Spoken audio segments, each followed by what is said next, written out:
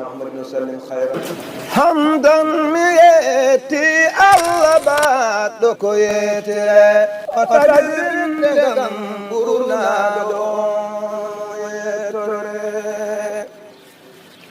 أمولي أنبا بنولا بتلن دفتفو وليا بتاقل بنولا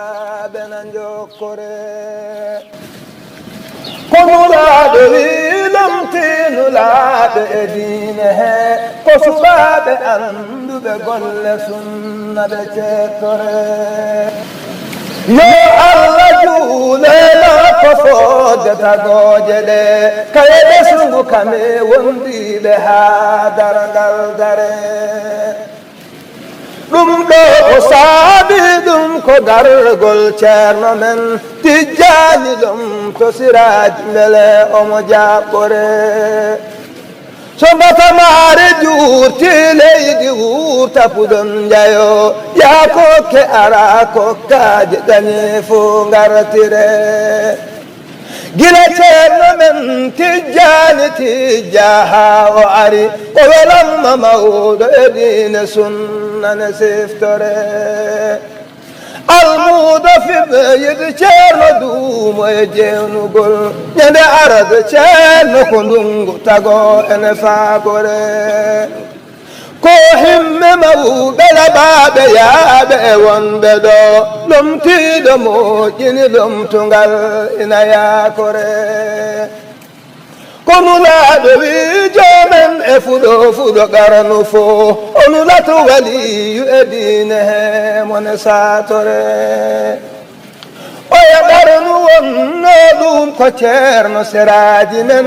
oɗo ko ahamadou makko ɗum woto fatore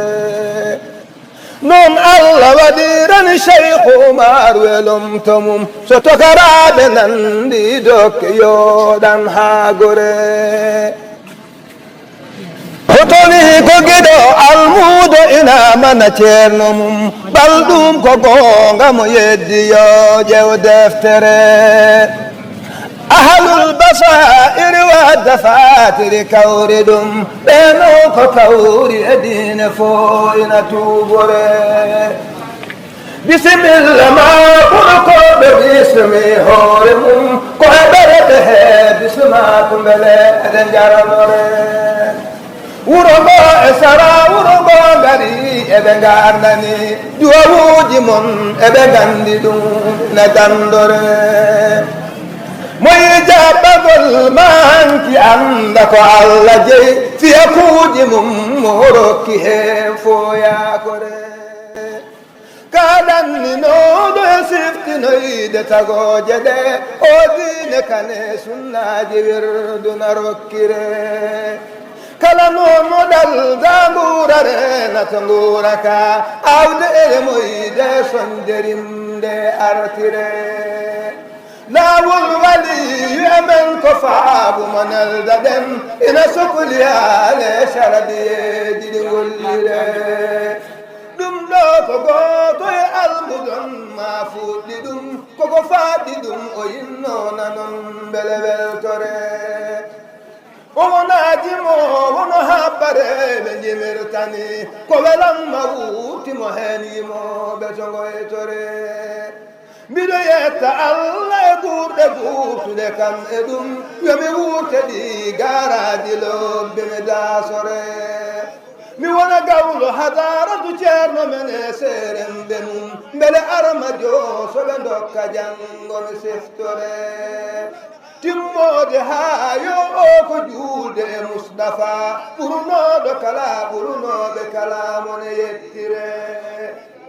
yo Allah wele ɓuɗɗujo mawɗo mo jokkiɗen on barke mum e hadaruji Allah na yettore allahumma salli ala sayyidina Muhammadin.